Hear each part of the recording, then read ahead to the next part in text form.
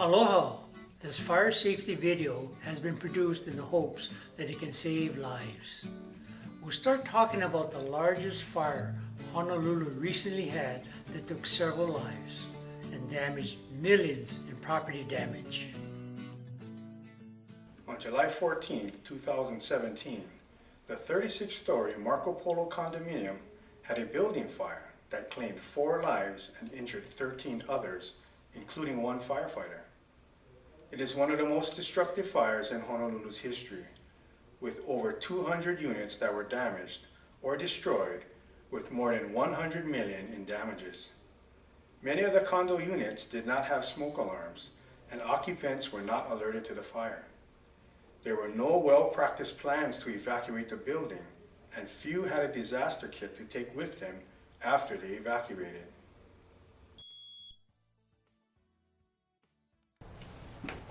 Mom, Dad, guess what? I learned to be a responsible junior firefighter in school today. Wow, son, tell us what you learned today. I learned that smoke alarms are very important in every home to detect smoke from a fire. Did you know that smoke spreads fast, and working smoke alarms allow us time to escape if there's a fire in our home? We should have smoke alarms inside and outside of our sleeping areas and on each level of our home.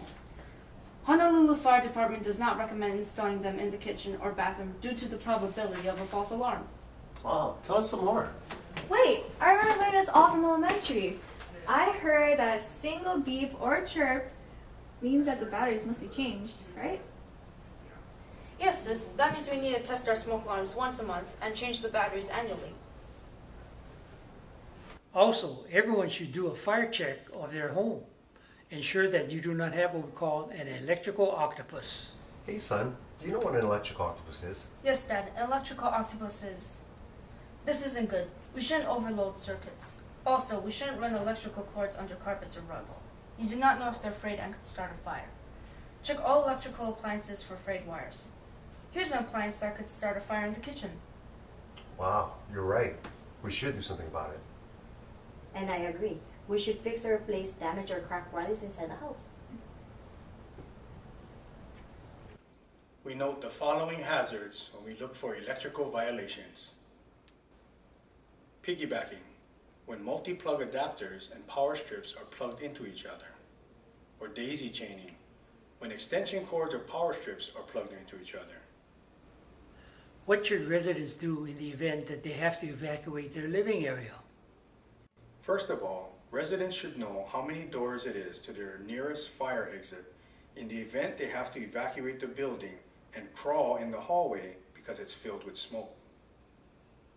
Ensure that every family has a fire plan, but the most important thing is to practice it. Make sure that there is a known meeting place in the event the family exits their living area separately, so they can make sure that everyone got out safely. How do we escape? Well, according to the National Fire Protection Association's theme, every second counts and we need to plan 2 ways out. If we see or smell smoke or hear a smoke alarm, we stay low and go. If we stay low like this to the ground and crawl, we can see and breathe better. Okay, let's review. So first we should have 2 escape routes. Get low and go. Feel the door at the back of your hand. Close the door behind you. Get to safe meeting place. And call 911 from outside your home. So we should have an escape plan. Yeah. Maybe practice it twice a year, like a family fire drill. During the day and especially during the night. So I think that way we feel more safe when we're trying to get out in the dark. Agreed. Second, residents should have a 14-day emergency kit to take with them in case they need to evacuate. Oftentimes, victims of fire are not allowed back into their homes. What other measures can residents do to prepare themselves for a fire? Everyone should know how to use a fire extinguisher properly. Oftentimes, if a fire is spotted early enough, an extinguisher will help to put it out. It's great. I got this fire extinguisher 3 months ago. Well, every home should have multiple fire extinguishers for an adult to use because 10 to 15% do not work. Let's test this fire extinguisher first.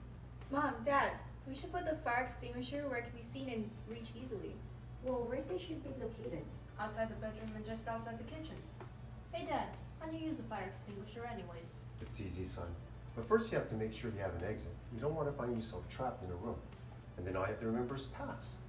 Pull the pin, aim at the base of the fire, squeeze, and then sweep from left to right till the fire's out.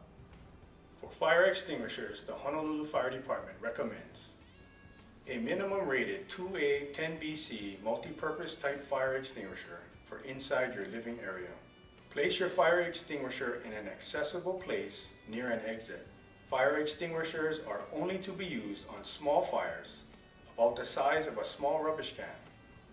If it is too big or you are not sure you can handle it, get out of the house, close the door behind you, and call 911.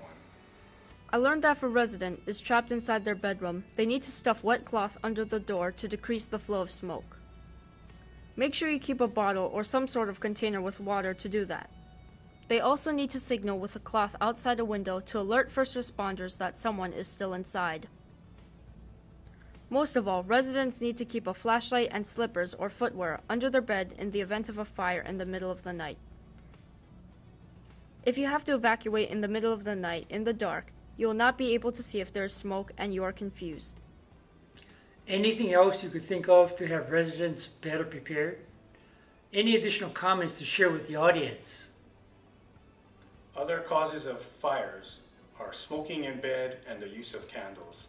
Candles have started fires by curtains being blown into them or by being knocked down. If your clothes catch on fire, stop, drop, and roll.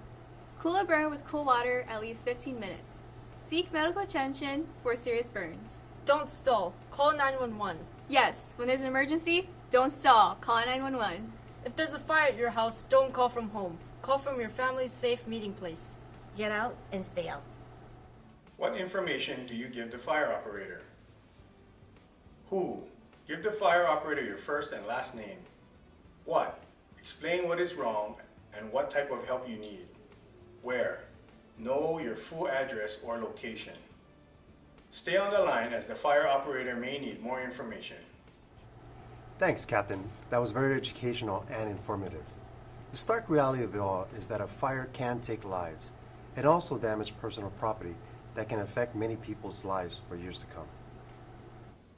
Mahalo for having me. Following tips in this video will save lives. Remember, it could be your own. And please, practice fire safety every day. Aloha.